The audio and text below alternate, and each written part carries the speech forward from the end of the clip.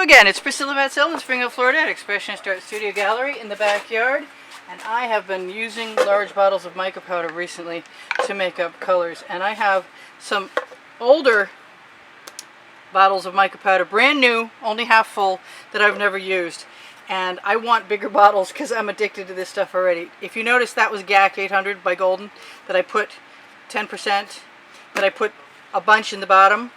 It's not exact. Usually I would use a tongue depressor, but this is what's handy. It's a clay tool.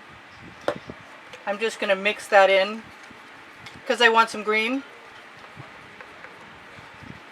And as soon as it starts, it doesn't matter if it doesn't look like it's mixing very well. Honestly, I promise it's not a problem. I'm just going to keep mixing until I get a sort of a paste. And if it's lumpy, it doesn't matter. It won't stay lumpy. I want a little more in there. Because I can. Hey, that's the name of my book on the Amazon link. I'm going to stir that in a little bit too. Now that I've got a slurry, or whatever you want to call that, goo, I've got my DecoArt pouring medium, which is split half and half with Floetrol. And I'm going to add a little bit of that. Make sure my color saturation is good.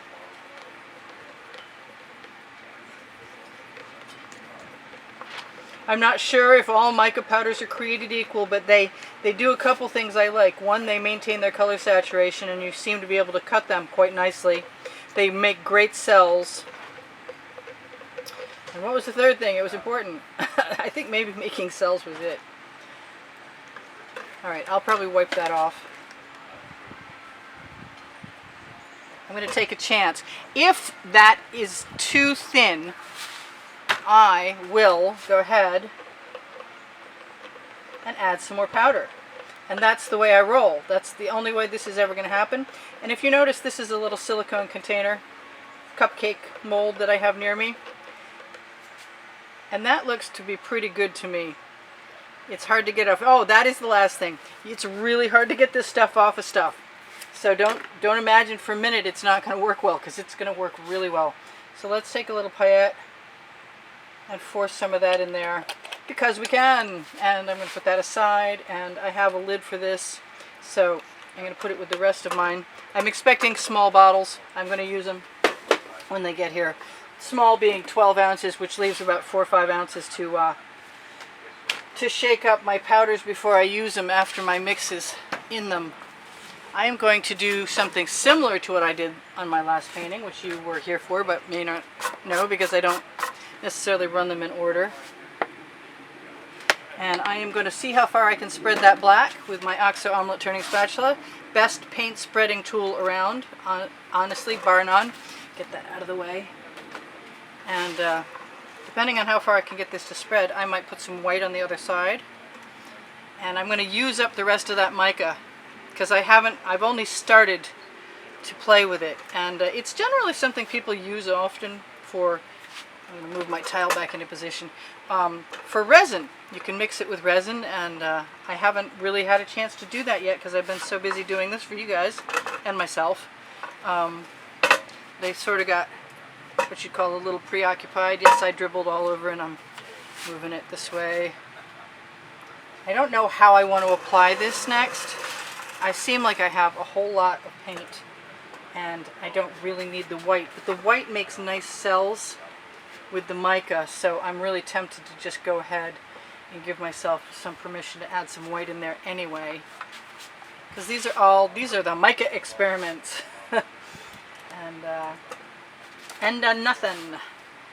And I love you guys, and there's over 72,000 of you, and thank you for watching more videos longer, because that helps keep the YouTube people's algorithm placing me in places where I can find it. You know what? I'm just going to leave that right there and wipe it off in a second.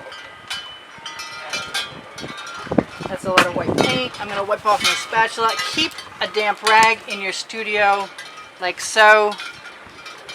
Not super wet, just damp enough to wipe things off. And the spatula will work very well.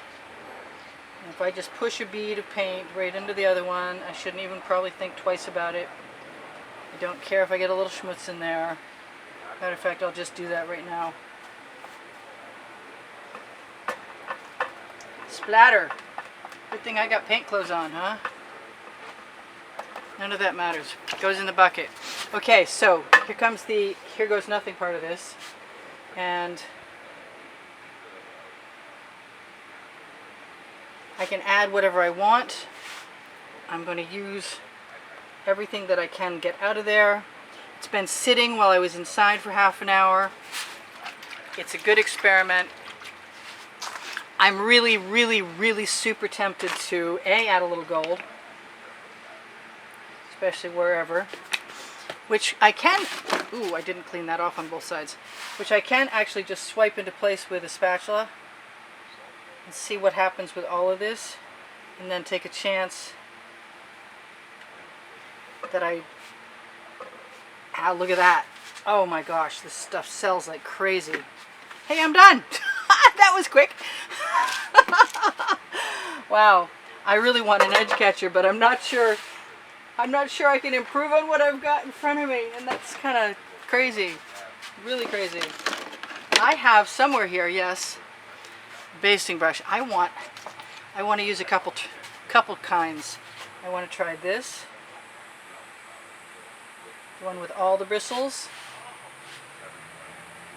and see what happens when we drag that through the white, and then use a residual right along the edge, because I can. And that's good texture. I like that texture actually a lot. I'm going to do the same thing along that other edge, because I can. And that is just an Artist Loft black paint mixed with Walmart semi-gloss, and I said Artist Loft, and the same GAC 800 I put in all my paints to keep them from cracking. I never forget. I don't leave it out ever. Not ever. I don't use water, and my recipe is below the video. I am just going to town covering my edges with my basting brush because it's got so much paint on it. Why shouldn't I? It's a because I can moment again. And I'm just having such a good time with that, watching those pretty colors, and I'm afraid I'm about to tip this and destroy them all. So I'm procrastinating in front of you guys. Pardon me while I procrastinate.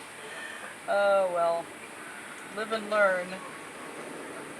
I kind of like what I had, and I really could leave it alone. I'm going to throw that in the bucket so I don't use it again, and find my torch, which is right here, and hit it really quickly. We torch to release the bubbles in the paint, and also to enhance the possibility of making patterns, even though there's no silicone, which is most pouring artists' go-to. I got paint bottles on top of my edge catcher, which is not what I want. I'm going to throw that little spatula in the bucket, and I think I'm going to give myself permission to find the small bottle.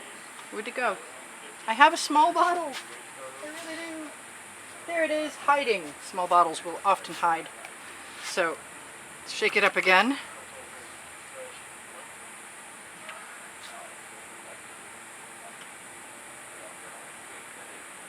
And I love this color, and it does dry really beautifully. I just did my first mica artwork yesterday, and I'm going to put that top right there. I love the mica. I always loved the gold mica because it sold, and all of the micas seem to sell when you mix them with acrylic paint. And this is a color shifting mica. This purpley color, if you can see that, I hope you can see that, it's turning blue kind of like crazy in places as I drag it and mix it. I'm just trying to cover some edges. It might be really simple, it might be really fast, it depends on how elaborate I want to go. The mica, because it's hot out here, is very thin, so I don't really need to tip it that much because it's not very heavy, and I want to know how it's going to dry, and I really don't. And I want to do everything to it to try and play with it. But I'd really like to not have any canvas showing through.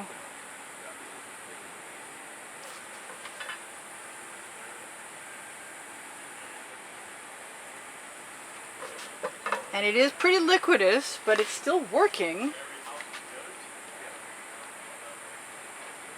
And I see that I have a little bit of canvas showing there, so I'm gonna give myself permission to play with the gold and that color right there and see if I can make it disappear.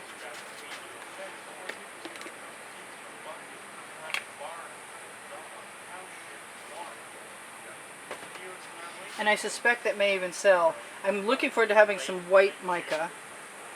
I think that that's going to be interesting to play with. And I could just put some more white paint in and be pretty happy. Or I could just steal some from somewhere else like that. It's very much of an experiment. And I don't want to keep dragging up or dragging the black paint off the canvas, but it's so hard not to want to steal paint. It really is. Ooh, good textures. I like those textures. Let's just steal as much as we can. This is too much fun. I'm having too much fun. It's seriously official. Now I could tip that and it wouldn't be a problem. I don't think I can continue to use the basting brush without it being a problem. So I'm going to get rid of that so I can stop taunting myself, and we're going to play with a piece of ball chain like I did in my last piece. And I like dragging this around in circles very much.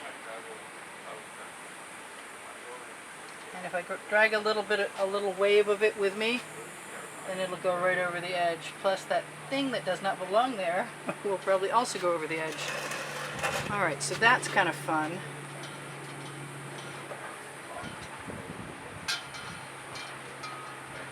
And I'm loving the ball chain. I guess it's official. I'm addicted.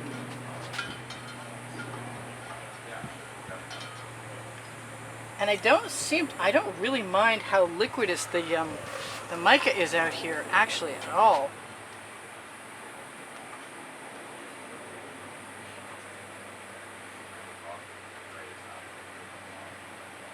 I like unearthing some colors, and that seems to be happening as I drag things through stuff.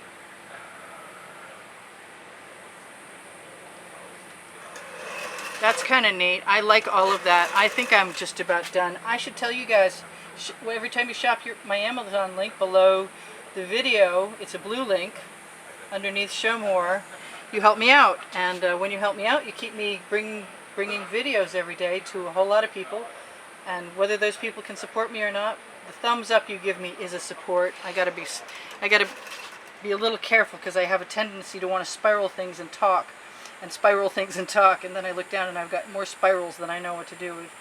So since I like what I've got, I might as well tell you guys that I have Pinterest and Instagram links on the bottom of the description underneath the video, and you can find those under the paint pouring recipe, which is going to be the same recipe for doing mica as any of my acrylic paint, basically, except for instead of the 8 parts acrylic paint, you're going to add whatever it takes for mica powder. And you saw me mix that, and I'm going to call this good because I just like it just like it is, and I don't think that I should go on, because if I go on, where's my torch? If I go on much further, no matter what I do, as cool as it might be, it's not going to be so much cooler than this that I wouldn't regret it. As she sticks another tool into the canvas, I could play with this for a long time. I love the fluffiness. What's a better word? I don't know. Just where all the little cells and stuff are, and it makes marks on the black so easily. And my little dribbles are charming to me. I'm not worried about that. I'm going to tap whatever into place.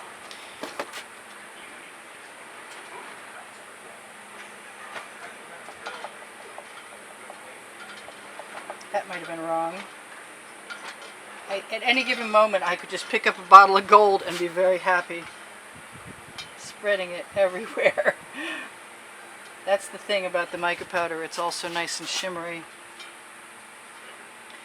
And I'm going to just give myself permission to add a couple spirals because I can. Hey, that's the name of my book on the Amazon link. It's the first 100 videos that I made for YouTube, and we're going to try and get you another one before long, I hope. I just want to spread that beautiful blue right out there. It's blue, it's magenta, it's a fantasy color, totally. It's iridescent.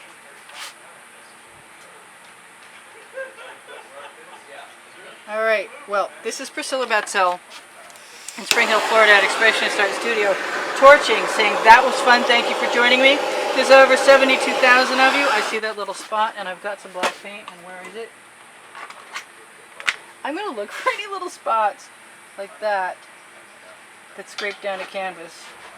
I think there aren't too many of them actually, which is a good thing. I think for me at least, the possibilities of what can happen with this stuff if I keep playing with it are endless. And this is all prep, as far as I'm concerned, for eventually getting on with the resin, which I am very much looking forward to. And I think will be a ball, and I hope you guys join me for that too. We'll see what happens. I'll need some different equipment to get inside and to keep good airflow because I'm particularly sensitive to fumes. Alright, so you guys are going to be gone in 2 minutes, and I'm going to say thank you for joining me again because I just remembered I said it already. And I said this was Priscilla Batzell in Spring Hill, Florida. So please give me a thumbs up if you wouldn't mind. It's a huge help to me, and if you want to join this month's contest by contributing to the studio, look for the PayPal or Patreon links, and you'll be entered to win a choice of one of the 4 or 5, I think it's 5, 10x10s that are shown on the end screens. It will be a different video on the end screens, along with my playlist of over 700. Every single month when the contest changes, the end screen exhibition will change. But I will still send you notification if you send me a donation. So it doesn't matter what that donation is. Obviously I appreciate everything, and I appreciate you guys, and your wonderful comments are so fun. You crack me up half the time, and your appreciation is duly noted. And I think we're gonna be done in a second. And I keep saying that. This is one of 2. The other one looks kind of similar. And I don't think it's because of the mica. I think it's because I liked how it was working out. And I emulated it. So I love you guys, and I told you that. I'm going to call it good. This is Priscilla Batzell. Saying this is Priscilla Batzell for like the 3rd time. Because I really just can't even stop. It's so much fun to play with. I recommend this. And we will see you anon. I'm going to look for any more little canvas spots and use my black and poke it in the little holes. But otherwise, see you soon. Check out the end screens. Look for those 700 videos, and please give me a thumbs up. Oh, and the longer you watch a video, including the commercials, the more likely it is to keep me working, to bring you more videos. And I thank you so much for helping me out, you guys. I really appreciate it. Bye for now. Priscilla out.